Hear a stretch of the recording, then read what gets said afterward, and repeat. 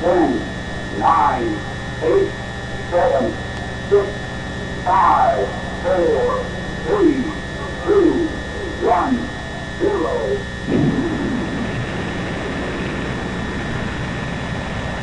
The United States Air Force's Eastern Test Range is a vast, complex network of range land instrumentation stations, ships, and aircraft, extending from Station 1 at Cape Kennedy, Florida, to Station 13 in the Indian Ocean 10,000 miles away. Here, it links with the Air Force's Western Test Range to provide our nation's defense and space programs with a global laboratory.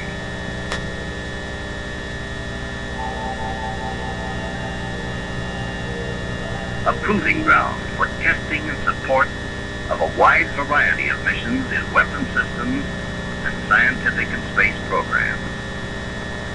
These grow more ambitious and sophisticated with every year. It was not long ago that the Air Force first tested and supported the nation's early short-range missiles and rockets.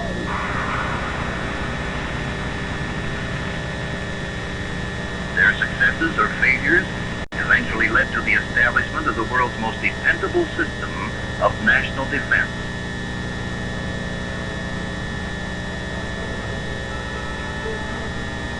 Technological advances and support operations without which theory, no matter how sound, could never reach practical application and reality. It was as recent as mid-1968 that the United States Air Force brought to a successful conclusion one of the most difficult series of space defense missions ever attempted by man. For it was here at Cape Kennedy that the powerful Titan III-C booster, developed from a Department of Defense weapons system, was used to place the last 8 in a series of communication satellites into equatorial orbit, forming a ring of 25 satellites around the world to carry out space experiments and to assure that our military global communications network would remain operational in any national emergency. With the completion of its COMSAT mission, the Titan III-C was programmed for other, newer military and scientific efforts in space, dedicated to the realization of projects which will affect our future, the men and women, military and civilian, who worked on the Air Force's Eastern Test Range have, through their experience, knowledge, and skill, assisted in the development of a national science technology. Much of what has taken place in the last few years, from 1965 to 1968, for example, has been a process of phasing out successful projects and programs, and phasing in the new, more ambitious operations of future years. NASA's Project Mercury gave way to Project Gemini and its unequaled record of manned flights in orbit for rendezvous and for long periods of time in space. Now, the Apollo program is moving toward its goal. The launch of NASA's Saturn V marked the first spectacular step in proving that man was now ready for his greatest adventure in history.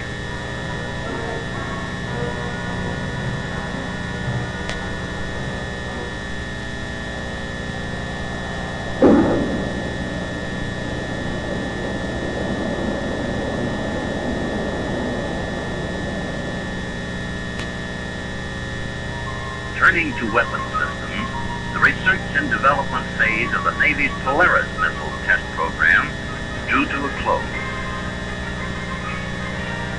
In continuing operational firings, a first was scored when the British Royal Navy used the range to fire 2 Polaris missiles from its nuclear submarine, HMS Resolution. And both launches were successful.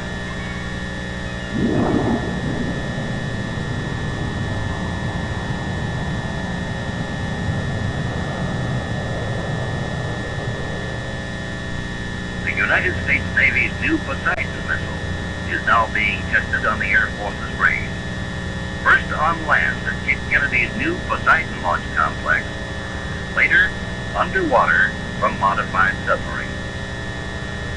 On its maiden flight, the Poseidon met all test requirements.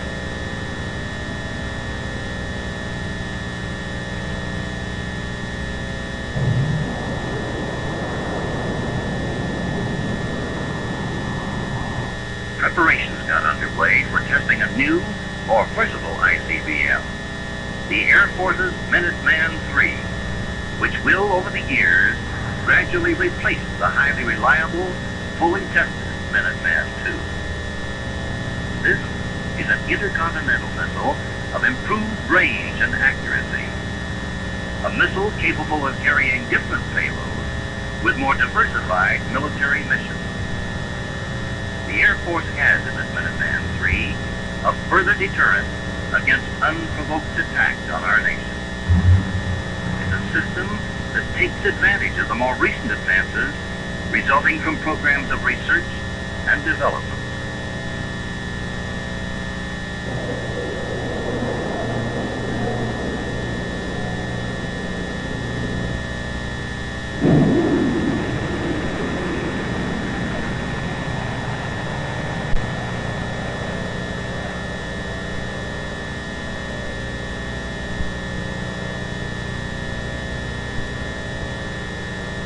The initial flight of this Minuteman III was a complete success.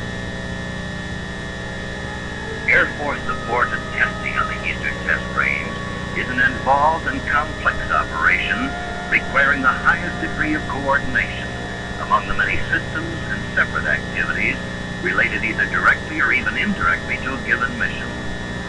And since missions themselves differ, so must the support functions be flexible enough to meet the special and unique requirements of a particular mission. Seldom are any two tests identical in all respects. On this recent Titan launch, the payload could be any of a number of scientific or military missions. It could carry many biological space experiments. It could hold communication satellites or a deep space probe. Such is the versatility of the Titan 3C. During the countdown, the Launch Control Center, 4 miles away from the pad, maintains surveillance of the pad and monitors everything taking place in the Titan itself. Constant communication is kept with the pad. Range safety. Instrumentation sites on the mainland. And downrange islands. With aircraft and ships, and with weather stations.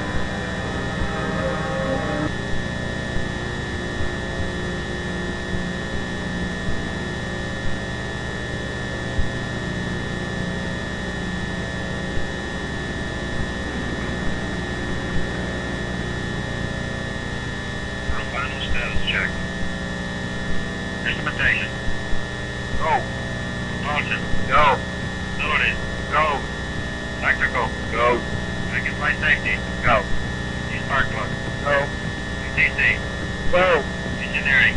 Go. ESO. Go. SRO. Go. Test wing. The test wing authorized you to proceed with the launch of Titan 3C.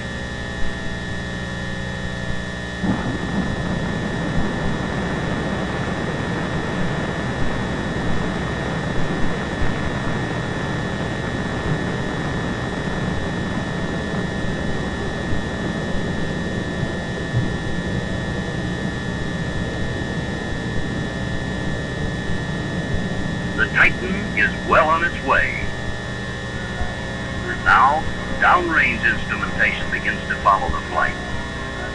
The Air Force's ALOT, Airborne Optical Tracking System, is among the first to pick up the booster far above the cloud layers.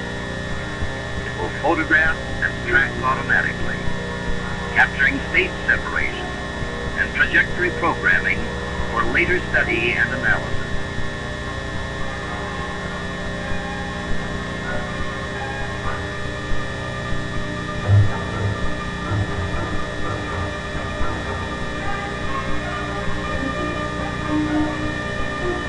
Then, station by station, down the range's chain of island instrumentation sites, flight is monitored by radar and telemetry, getting massive amounts of data on position in space, velocity,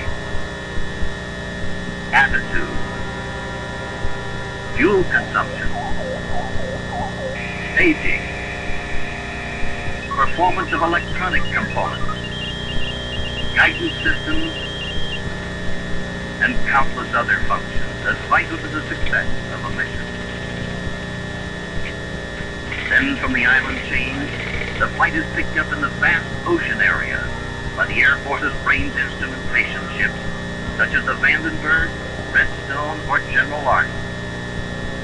From land to ships to air, the mission is watched and studied.